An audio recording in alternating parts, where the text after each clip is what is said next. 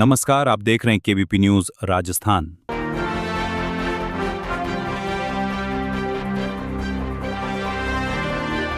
माल्टे और किन्नू में ये डिफरेंस होता है। किन्नू किस तरह से संतरे की तरह से छील सकते हैं।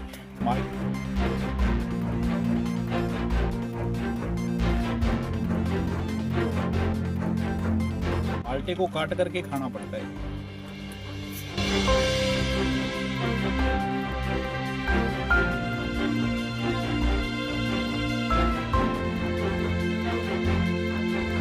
तो प्राकृतिक खेती हम करेंगे तो प्रकृति अपने आप एक चीज दूसरी चीज को अपने आप कंट्रोल करती है।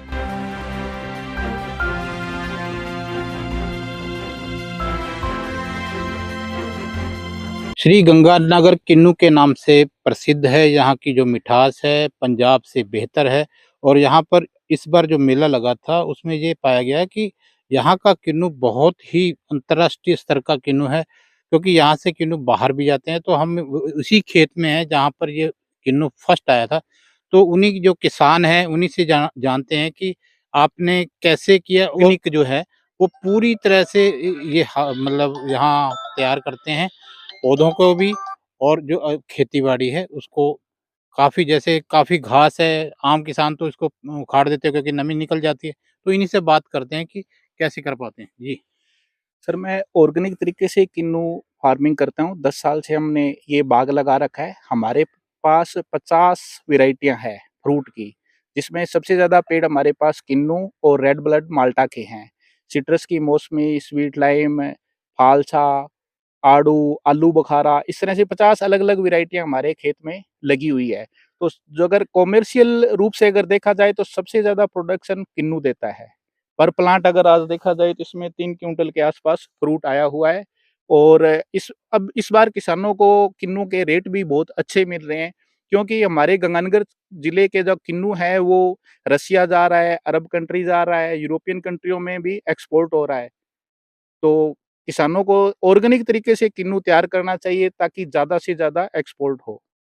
तो आप देख रहे हैं कि काफ़ी फल भी काफ़ी है, तो कई लोगों की शिकायत है कि अगर हम छिड़काव नहीं करेंगे और ऑर्गेनिक की जो खेती है वो कम आती है, तो क्या ऑर्गेनिक हम तो नहीं नहीं, नहीं, ऑर्गेनिक और नेचुरल फार्मिंग अगर करेंगे तो फ्रूट ज़्यादा आता है, हर बार आता है।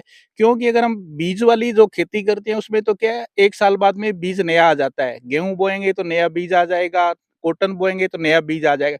यही प्लांट हमें 25 साल तक फ्रूट देना है। अगर इसमें हम बहुत ज़्यादा पेस्टिसाइड और हर्बिसाइड यूज़ करते हैं, तो ये प्लांट धीरे-धीरे मरना शुरू हो जाता है और उसके अंदर बारी ड्रॉपिंग स्टार्ट हो जाती है।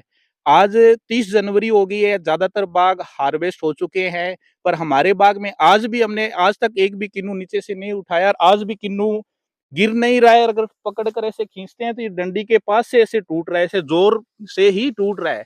वरना किसी को डली को हाथ लगाओ तो आज जैसे पंजाब का किन्नू है, हाथ लगाते ऐसे गिर रहा है, वरना यहाँ पर क्या किन्नू को खींच रहे हैं तो भी नहीं टूट रहा है ये। इतना मजबूत होने का कारण है इसको ऑर्गेनिक तरीके से तैयार किया जाए। ऑर्गेनिक में आप क्या-क्या यूज़ करते हैं ज़्यादातर? क्योंकि सिट्रस ये वैरायटी है जी। ऑर्गेनिक में सबसे ज़्यादा जो रिज़ल्ट हमें मिला वो ये सुडोमोनास, ट्राइकोडर्मा हर्जेनियम, मेटारिजियम एनिसोप्ली, पेसिलोमाइसिन। उसके बाद में हमने बैक्टीरिया यूज़ किए जिनमें ये एनपीके के जो बैक्टीरिया होते हैं, एग्ज़िटोबैक्टर, फास्फोरस सोल्युबलाइज़ बैक्टीरिया, पोटाश सोल्युबलाइज़ बैक्टीरिया। और इसके बाद में ये सारे बैक्टीरिया तो यूज़ किए बहुत सारे प्रकार की अलग-अलग प्रकार की जो फंगस है, उन्हें लाकर खेत में मल्टीप्लाई करवाते हैं। जो मित्र फंगस होती है उनको मल्टीप्लाई कराकर पूरे खेत के अंदर पानी के साथ बेचते रहते हैं। जैसे अभी तुड़वाई के बाद आप कटिंग करोगे तो क्या उसमें जो कॉपर का घोल लगाते हैं या कुछ और? उसमें हम पूरे साल फंगिसाइड के रूप में कॉपर ही यूज़ करते हैं। कॉपर दुनिया का सबसे बेस्ट फंगिसाइड है। नीला तोता यूज़ करो तो वो तो बहुत ही अच्छी चीज़ है। कॉपर के फंगस को रोकता है, साथ में प्लांट को जो कॉपर की जो ज़रूरत है वो भी पूरी होती है। और जो अगर हम कॉपर यूज़ करेंगे तो प्लांट के साथ-साथ वही फ्रूट में जाएगा, तो ह्यूमन बॉडी के लिए भी कॉपर की बहुत ज़्यादा ज़रूरत होती है। इसमें जो मिट्टी है, इसमें मिनरल कौन-सी मिट्टी कामयाब है? अगर कोई खेत में लगाना चाहता है किन्नू, उसको कौन-सी मिट्टी इसमें मिनरल कौन से पाए जाने चाहिए? क्या उनको टेस्ट करवाना चाहिए मिट्टी को? जी। हाँ, बाग लगाते समय किसानों के लिए सबसे ज़रूरी है, बाग के लिए 6 फीट तक चिकनी मिट्टी और मिट्टी है वो कैसी होनी चाहिए बाग की? तो क्या वहाँ से पहले टेस्ट करवाएँ? कौन से मिनरल उस मिट्टी में होने चाहिए? बाग का मिट्टी टेस्ट करवाई तो डिपार्टमेंट से टेस्ट करवा सकते हैं। डिपार्टमेंट और जो बड़े डॉक्टर साहब हैं उनकी एडवाइस है, अगर 6 फीट तक चिकनी मिट्टी और चिकनी मिट्टी के अंदर कंकर होते हैं तो वहाँ पर बाग लगाने से किसानों को बचना चाहिए। और सबसे बड़ी चीज़, अगर 1 मरबा ज़मीन है तो उसका थर्ड हिस्सा 8 बीघे ही बाग लगाना चाहिए। 1 हिस्से पर सब्ज़ी करनी चाहिए और 1 हिस्से पर अन्य क्रॉप करनी चाहिए। तो बागवानी एक लंबा प्रोसेस है, ये 25 साल तक चलता है, तो इसको अच्छे तरीके से, अच्छी नर्सरी से अच्छा पेड़ लाकर लगाना चाहिए। माल्टे और किन्नू में ये डिफरेंस होता है, किन्नू किस तरह से संतरे की तरह से छील सकते हैं, माल्टे को काट करके खाना पड़ता है। लाइलपुर की खासियत है इसमें सीड भी कम होती है। हाँ, ये विदेशों में जाता है। ये लाइलपुर मनमोहन सिंह जी लाइलपुर फार्म था, वहाँ पर उनके पास था, उन्होंने खुद के लिए पौधे तैयार किए थे। तो इसका जो रूट स्टॉक ओरिजिनल होता है तभी ये रेड बनता है। अगर इस टहनी को ग्राफ्ट करेंगे ना काट करके दूसरी जट्टी खट्टी पर या दूसरी खट्टी पर, तो ये रेड नहीं बनता। 50% मिक्स ब्रीड बनती है। जैसे देसी गाय और एचएफ को क्रॉस कराएंगे तो या तो एचएफ आएगी या देसी आएगी, वही है। तो यहाँ पर बहुत सारे नर्सरी वालों ने किसानों के साथ बहुत बड़ा धोखा करके रेड के नाम पर 10,000 हेक्टर में बाग लगवा दिए जो रेड नहीं बन रहे।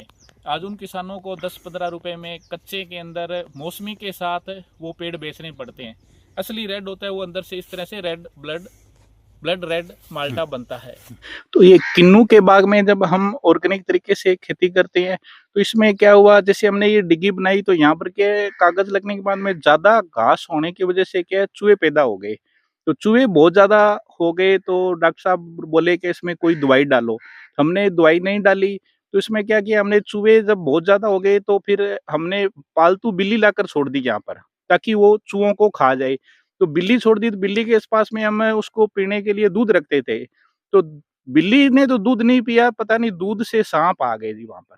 पूरे फार्म के अंदर बहुत सारे सांप हो गए। सांपों ने क्या, चूहों को खाना शुरू कर दिया। तो एक बार क्या, मैं दिल्ली गया हुआ था तो रात को पानी डिग्गी में डलता है, तो डिग्गी भरी हुई थी। तो मेरा जो काम करने वाला वर्कर है वो बोला कि भाई साहब मैं तो पानी नहीं लगाऊंगा खेत में। वो क्या बात होगी, क्यों नहीं लगाएगा? क्या भाई साहब खेत में सांप बहुत है। मैंने कहा डबल पैसे ले ले। कहा नहीं भाई साहब मैं आपको डबल दे दूंगा पर मैं पानी खेत में नहीं लगाऊंगा। मगर तेजा जी की कृपा है, सांप आपको नहीं खाएंगे। पर बाद में सांप का धीरे धीरे प्रकृति ने अपने आप ही खुद ही कंट्रोल किया। बाद में धीरे धीरे नेवले हो गए, तो नेवलों ने सांप को कंट्रोल कर लिया और चूहों को भी कंट्रोल कर लिया। तो प्राकृतिक खेती हम करेंगे तो प्रकृति अपने आप एक चीज दूसरी चीज को अपने आप कंट्रोल करती है। तो इसको हमने 6 साल पहले ऑर्गेनिक तरीके से तैयार किया है। हम किसी भी प्रकार का इसमें हर्बिसाइड यूज़ नहीं करते और पेस्टिसाइड में जो यूज़ करते हैं वो ऑर्गेनिक के रूप में, जैसे फंगिसाइड में कॉपर यूज़ करते हैं। और इसके अलावा वहाँ पर हमने एक अलग तरह से एक होदी बना रखी है, जिसके अंदर हम बैक्टीरिया के ज़रिए इसको ऑर्गेनिक कर रखा है सारे बाग को। तो उसमें ट्राइकोडर्मा, सुडोमोनास, मेटारिजियम एनिसोप्ली, पेसिलोमाइसिन और जो ये एनपीके के बैक्टीरिया हो गए, एजिटोबैक्टर हो गया, राइबोसोम हो गया, पोटाश मोबिलाइज बैक्टीरिया हो गए, इनको हमारे पास 10 ड्रम बने हुए हैं और एक 1000 लीटर की टंकी बनी हुई है। इसमें हम अलग-अलग कंपनियों के बायो को ला करके उसमें 2 किलो गुड़ डालकर पहले मल्टीप्लाई कराते हैं, फिर सारे खेत के अंदर धीरे-धीरे आगे उसको भेजते रहते हैं।